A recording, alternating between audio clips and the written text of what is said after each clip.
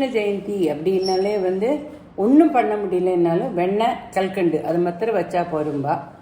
அவல் கிருஷ்ணருக்கு ரொம்ப பிடிச்சது, குச்சையில் கொடுத்ததுனால அந்த அவலில் ரெசிபி பண்ணினா கிருஷ்ணருக்கு ரொம்ப பிடிக்கும்னு எனக்கு ஒரு நினைப்பு. அதனால இந்த தடவை எல்லாமே அவல் போட்டு அப்பம், அவல் போட்டு பால் பாயசம், அம்பலப்பழ பால் பாயசம் ஸ்டைல் தான்.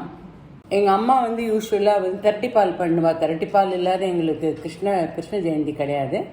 அதனால் கல்கண்டு போட்டு நான் இன்றைக்கி திரட்டி பால் பாயசமும் கல்கண்டு போட்டு தான். அவல் போட்டு புட்டு யூஸ்வலாக பண்ணுறது தான். நான் அவல் போட்டு இதை தவிர ஒரு புது டிஷ், அவலில் சத்து உருண்டை, அவல் வறுத்து தேங்காய் போட்டு கூட கல்கண்டும் போட்டு வெள்ளைப்பாகு கொஞ்சம் விட்டு பண்ணியிருக்கேன். ஐ ஷேர் ஆல் த ரெசிபீஸ். ஆக்சுவலாக எல்லாமே ரொம்பவே நல்லா இருந்தது. அண்ட் அப்பம் சூப்பர்.